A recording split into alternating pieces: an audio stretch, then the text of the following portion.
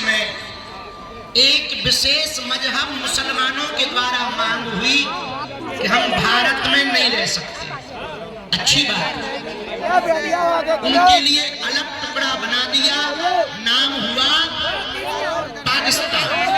क्या हुआ? पाकिस्तान। ठीक हुआ, अच्छी बात है, बटल गया। लेकिन अब जो शेष बचा भारत, उस भारत में जहां 80% हिंदू रहते हैं वो तो हिंदू राष्ट्र हो जाए। जब पाकिस्तान इस्लामिक राष्ट्र हो सकता है, 65 से ज्यादा देश इस्लामिक देश हैं, 95 से ज्यादा देश ईसाइयों के देश हैं, एक देश यहूदियों का है, एक देश बौद्धों का है, तो पूरी दुनिया Burma, Indonesia, Cambodia, Fiji, Mauritius, Bharat, Nepal, इन देशों में रहने वाले हिंदुओं के लिए एक देश होना चाहिए। आज नहीं कल होगा। किसी ने कहा बाबा हिंदू राष्ट्र की डेडलाइन क्या है? हम पढ़े लिखे नक्कटा हिंदू राष्ट्र की मांग करेंगे, उसी दिन भारत हिंदू राष्ट्र हो जाएगा। चौथी बात, बहुत विनम्रता पूर्वक सुनो, हम लोग ये पदयात्रा जो कर रहे हैं लड़ाई के लिए नहीं, हम तलवारों की लड़ाई पर भरोसा नहीं करते, विचारों की लड़ाई पर भरोसा करते हैं। पूरी पदयात्रा में हम लोगों को किसी के खिलाफ नहीं बोलना, केवल हमें अपना घर संभालना। अपना घर है जो हम भेदभाव में फंसे, छुआछूत में फंसे, ऊंच नीच में फंसे, अगड़ा पिछड़ा में फंसे, इनसे ऊपर उठकर 14वीं शताब्दी में रामानंदाचार्य भगवान ने जो कहा था, जात पात पूछे नहीं कोई, हरि को भजे सो हरि को होई। हम लोगों को इसी बात को पकड़कर चलना है। सुबह से लेकर सायंकाल तक नाम कीर्तन करते हुए चलना है। एक बात हम पक्की कह रहे, आप लोगों का यह पुरुषार्थ, आप लोगों का यह त्याग, आप लोगों की यह मेहनत व्यर्थ नहीं जाएगी। आने वाले समय में जब भारत हिंदू राष्ट्र होगा तो तुम्हारे भी नाती पोता चिल्लाएंगे कि हमारे बब्बा भी पदयात्रा में गए थे।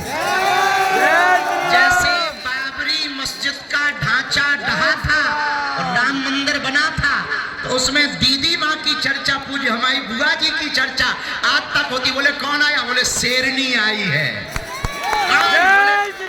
दीदी माँ जिन्होंने ललकार कर ढांचा को गिरा दिया, बाबर की जगह रघुवर का नाम छपा दिया। तो कालांतर में जब हिंदू राष्ट्र बनेगा तो आपके नाती पोता पन्या पप्पू जो छोटे और छोटे पीढ़ी दर पीढ़ी होगी, तब वो कहेंगे कि जब हिंदू राष्ट्र का बिगुल बजा था तो हमारी बहू भी गई थी, हमारे बप्पा भी गए थे। इसीलिए इस पदयात्रा को पूर्ण धार्मिक रूप से रखना, विनम्रता पूर्वक चलना, लाइन में चलना, प्रशासन की बात मानना, कोई अस्त्र शस्त्र लेकर ना जावे, किसी दूसरे संप्रदाय के पूजा पाठ के स्थलों पर हमें किसी भी प्रकार का उपद्रव नहीं करना है, बहुत विनम्रता पूर्वक। और हमें लगता है कि निश्चित है कोई विधर्मी पदयात्री का भेष बनाकर तुम्हारे बीच में आएगा, वो तुमको भी भड़काएगा, खुद भी उपद्रव करेगा, उसको तुम पहले ही ठठुरी बार के प्रशासन को सौंप देना, ताकि किसी भी प्रकार से हिंदुओं पर, सनातनियों पर लांछन ना लगे। एक व्यक्ति ने कल हमसे पूछा, पत्रकार महोदया ने, कि भारत हिंदू राष्ट्र क्यों जरूरी है? हमने कहा पहले हिंदुत्व को समझो। हिंदुत्व की विचारधारा किसी एक धर्म की नहीं, जीवन जीने की शैली है। इसी विचारधारा में हो सकता है वसुधैव कुटुंबकम अहिंसा परमो धर्मः। एक सनातन मात्र ऐसा है जो पूरी दुनिया को परिवार समझता है।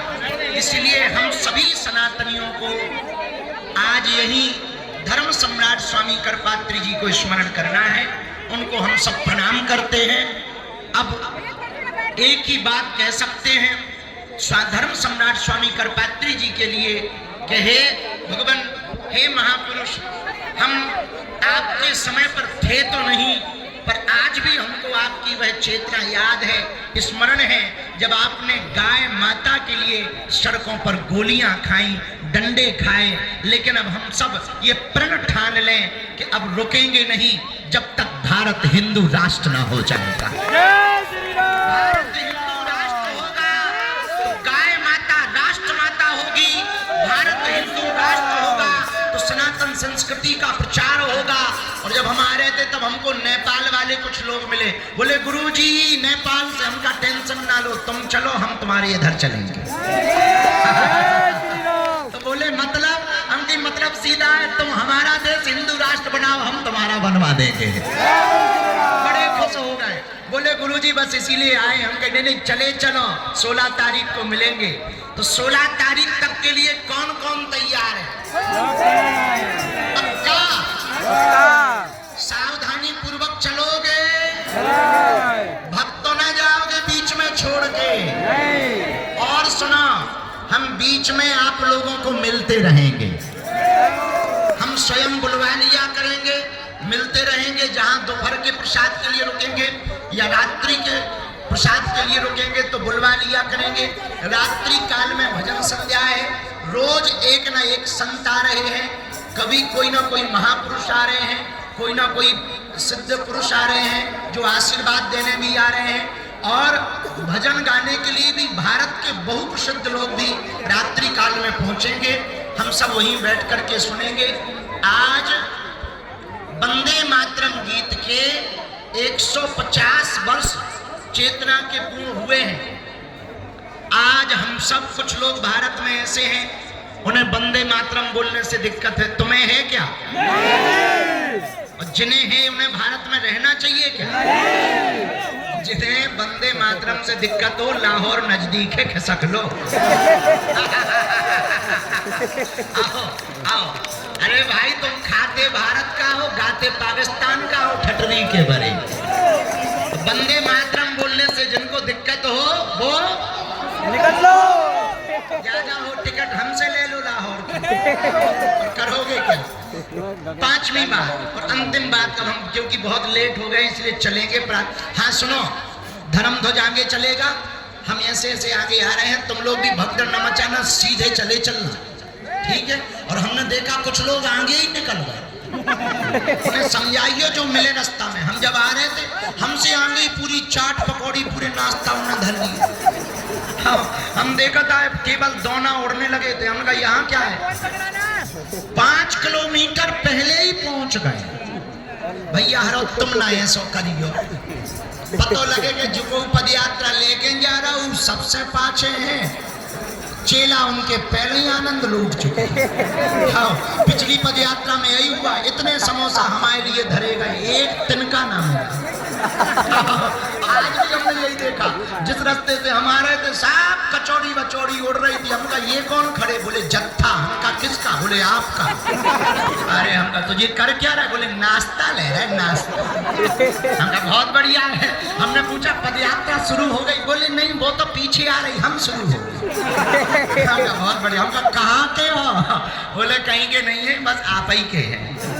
अब उन्होंने बल्कि नाम तो बताया, लेकिन वहां का नाम लेंगे बदनाम हो जाएंगे, काहे को बोले अपन, अभी उनको बुरा लगेगा। तो सब लोग भैया आगे ना चलना, थोड़ा हमारी भी देखा जाओ इज्जत।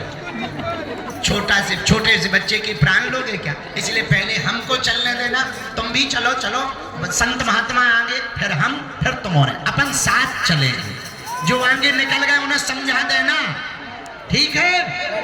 और अपना सामान सुरक्षित रखना, प्रेम पूर्वक चलना। हाँ, हम अंतिम बात बताना भूल गए थे।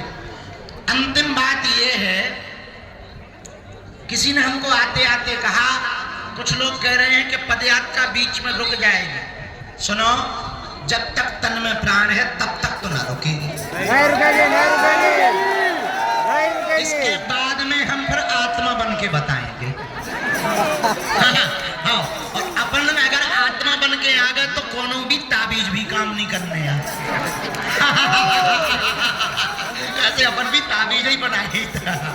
इसलिए बिल्कुल मन में भय मत रखो, 1% भय ना रखो। तुम उन्हें पाछे रहियो, हम आगे हैं, तुम चिंता मत करो, तुम तो चलो, डटे रहो, अड़े रहो, सनातनियों का ध्वज लहराएगा। जय श्री राम। जैसे बुआ जी ने कहा था, हिंदुओं राम राज फिर आएगा, घर घर भगवान। जब हम वृंदावन पहुंचेंगे तब कहेंगे रामलला के लिए हम लोग, जब बुआ जी नहीं और जब सब संत बोलते थे ना, रामलला हम आएंगे,